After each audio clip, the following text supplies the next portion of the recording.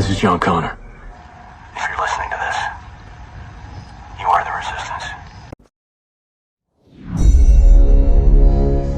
Negara produsen, kendalikan dunia perdagangan lalu kendalikan dunia keuangan. Itu persepsi old mind. Pasar modal dan pasar uang lah sebenarnya pengendali dunia keuangan. Dan ini persepsi new mind. Neraca perdagangan positif dianggap baik dan solusi bernegara oleh old mind. Faktanya selama menjabat malah impornya membesar. Lalu selalu negatif dagang dengan kakak tertua Tiongkok. Jujur, entah bagaimana kok sekarang kakak tertuanya negara komunis ya. Dan diterima luas lagi pemahaman bahwa tidak apa-apa bekerja sama dengan negara komunis. Yo wes, kita lanjut. Toh jabatan old mind ada batasnya. Kembali ke kalimat awal, negara produsen akan kendalikan dunia perdagangan dan dunia keuangan. Itu strategi Tiongkok. Di mana negara defisit alias yang Tiongkoknya surplus, pasti negara yang kalah tersebut akan dipaksa pakai yuan. Catat ya, ketika sebuah negara pakai mata uang negara lain untuk transaksi, artinya negara tersebut kalah ekonominya. Kita lihat strategi serangan ekonomi dari ilmu ekonomi.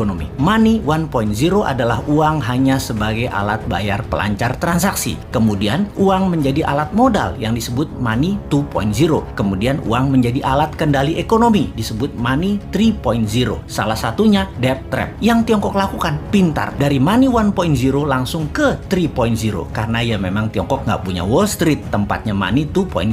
Kita lompat sebentar sebelum balik ke money 3.0 agar sambungannya paham. Sejarah Partai Komunis di Tiongkok, di mana orang-orang nasionalis kabur keluar Tiongkok ketika komunis berkuasa dengan tangan besi. Satu ke Taiwan, jadi negara yang dipayungi Amerika. Yang kedua ke Hong Kong, jadi city country di bawah Inggris. Keduanya, Taiwan dan Hong Kong ekonominya maju pesat sejak tahun 60-an hingga saat ini. Sejak tahun 1989, reformasi ekonomi di Tiongkok melawan hegemoni IMF mulai dijalankan secara gerilya, main dengan globalis dan main dengan double standard, yaitu renminbi yuan. Catat sekali lagi, nantinya kita new mind akan pakai strategi yang sama ini, kecuali kalian masih suka dengan old mind yang sekarang berkuasa. Apa yang Tiongkok lakukan setelah memutuskan melawan IMF, namun di permukaan pura-pura taat pada Amerika? Ini terjadi di zaman Deng Xiaoping awal mulanya. Mereka jadi negara produsen buruh murah. Maklun mengerjakan sebagai tukang jahit apa saja yang disuruh globalis. Lalu perlahan menggeser dari maklun tukang jahit menjadi negara produsen. Maklun ini adalah strategi agar terjadi pembiasaan. Ketika awal menjadi negara produsen, Tiongkok mengizinkan pemalsuan atau kopi atau tiru merek-merek ternama dunia untuk beredar di dalam negerinya. Semakin mahir, maka mulai negara membiayai sektor hulu produsen, pabrik-pabrik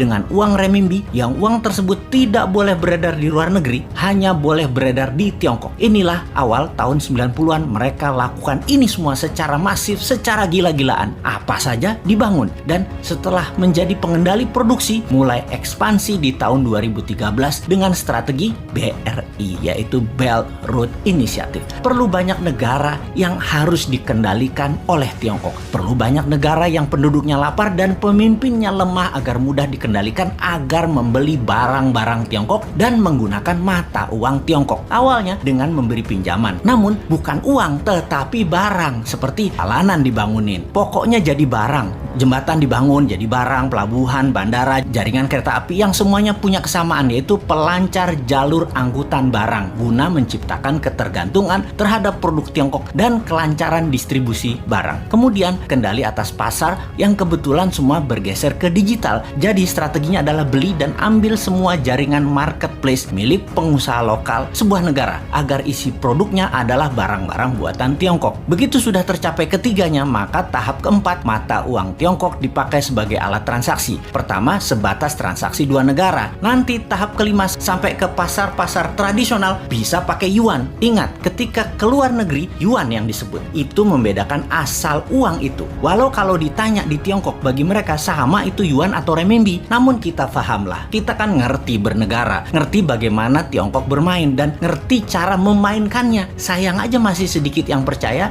dan masih banyak yang tidak peduli. Wajar kalau masyarakat masyarakat tidak tahu. Namun pejabat yang tidak peduli dan tidak tahu juga banyak banget. Apalagi yang mau menari jadi presiden di 2024. Rasanya nggak ada yang paham beginian. Yang penting gue populer dan rakyat pilih gue. Lihat aja daftar 10 orang yang katanya calon presiden di lembaga survei. Kita review satu persatu. Paham nggak bernegara ala Tiongkok dan Amerika? Rasanya kagak ya. New Mind beda. Kita paham dan strateginya bukan ikuti keduanya, namun punya strategi sendiri untuk main 3 kaki awalnya dan menyalip di tikungan di tahun 2030 menjadi 3 besar dunia dan di 2045 menjadi negara superpower. Kalau hanya naik 7% setahun dan faktanya 5% pertumbuhan ekonominya, mimpi jadikan Indonesia negara superpower. Buktinya sekarang aja pakai yuan dagangnya, harusnya pakai rupiah. Bos, itu artinya kalian old mind geblek bernegaranya.